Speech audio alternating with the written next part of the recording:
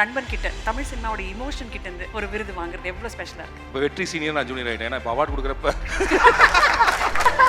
தமிழ் சினிமாவில் எந்த இயக்குனரும் பண்ணாத ஒரு ரோல் வந்து ராம் பண்ணிட்டு இருக்காரு.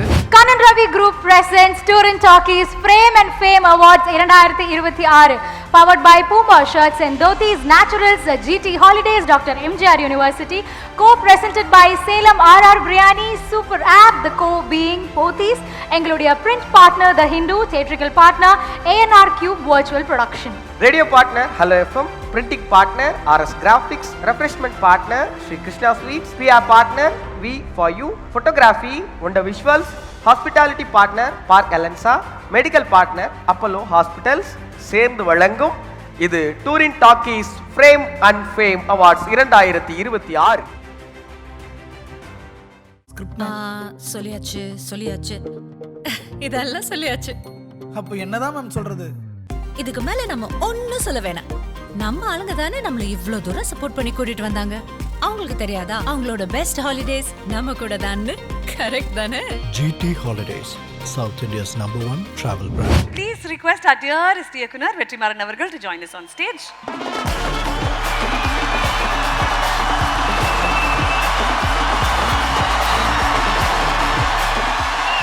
That is you, sir. That is you. That is the emotion that you bring to cinema.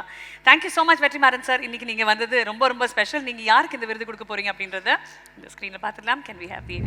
Touring Talkies present Frame and Fame Awards 2026 Best Screenplay Ram for Parandupur movie. For our dearest Vetrimaaran sir and Ram sir, a big round of applause.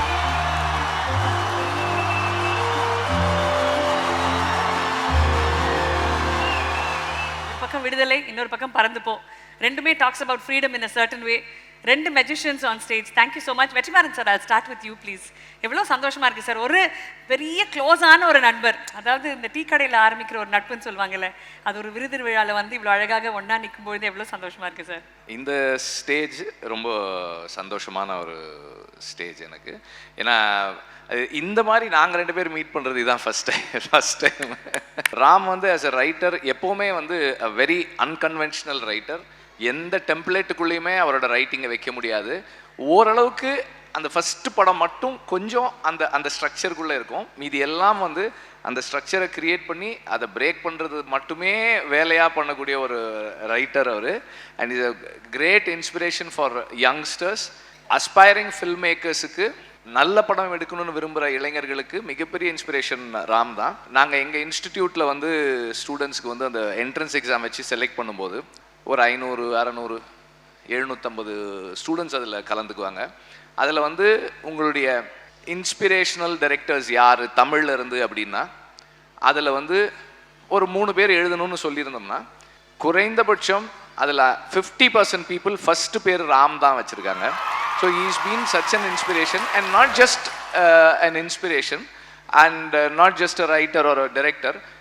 Tamil சினிமாவில் எந்த இயக்குனரும் பண்ணாத ஒரு role வந்து ராம் பண்ணிட்டு இருக்காரு, which is being a mentor to young aspiring filmmakers.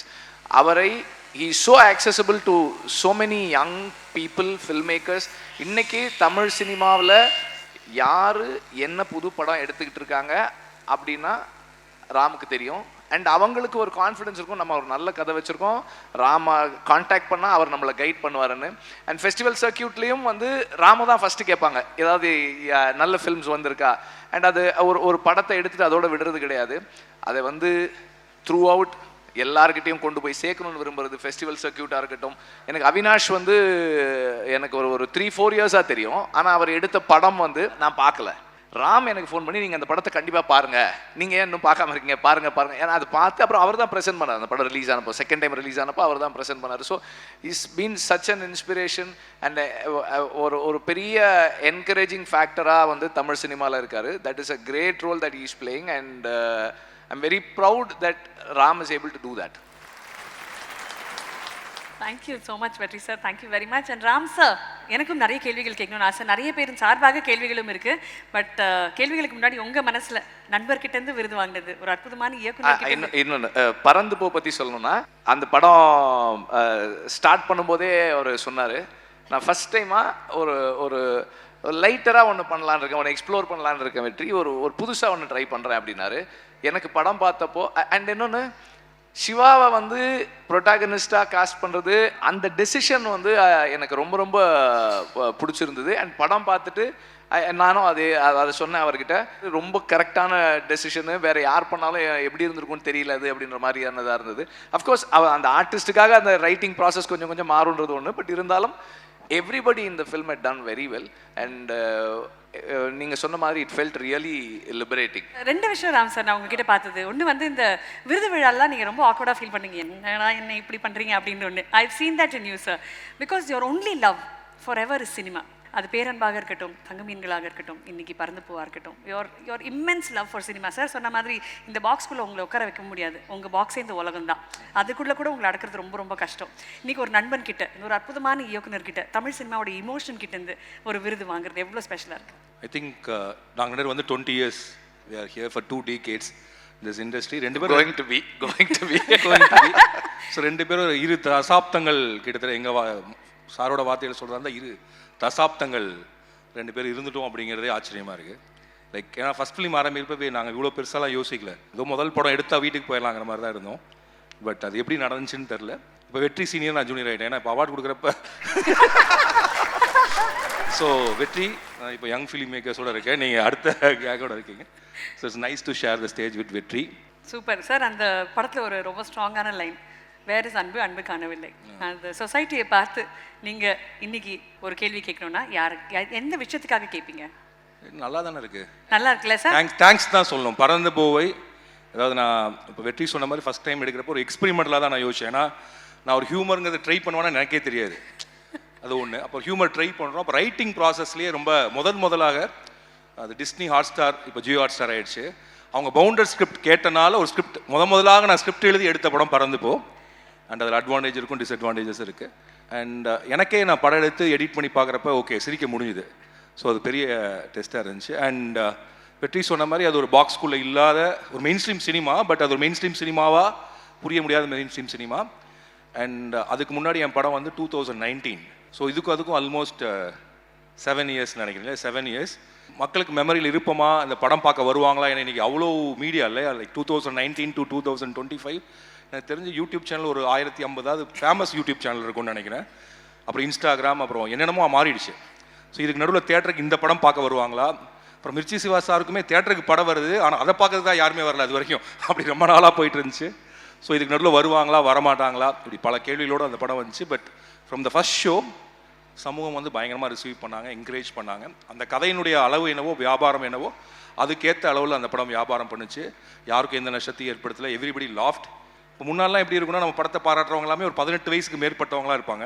இப்போ 8 வயசு 9 வயசு பசங்கள்லாம் பறந்து போக பிடிக்குதுன்னு சொல்கிறாங்க. ஸோ அவனுக்கு இனி வேலைக்கு வந்து படம் பார்ப்பாங்களா, அது வரைக்கும் நம்ம படம் எடுத்துகிட்டு இருக்கலாம். So we went to the 8-year-old boys and kids. And இப்போ எனக்கு நிறைய குட்டி பசங்களோட க்ரஷர்ஸ் பற்றி கதை சொல்கிறாங்க. பார்ட் 2 எப்போன்னு கேட்குறாங்க. என் பையனோட ஃப்ரெண்டு நான் ஒரு லவ் ஸ்டோரி வச்சுருக்கேன் அங்கிள்ங்கிறான், 7th standard.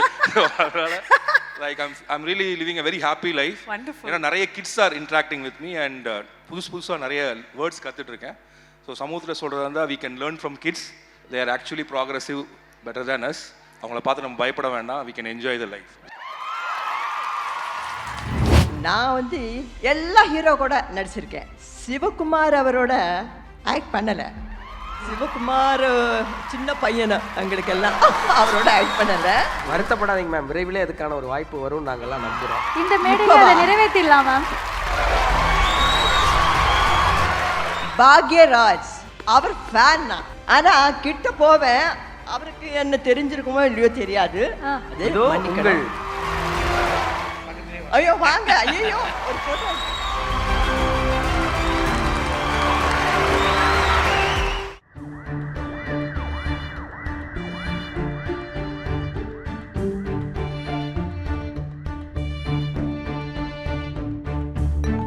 பரபரப்பான சினிமா செய்திகள், நட்சத்திரங்களின் பேட்டிகள், சினிமா வரலாறு ஆகியவற்றை பார்க்கவும் படிக்கவும் உங்களுக்கான இணையதளம் touringtalkies.co.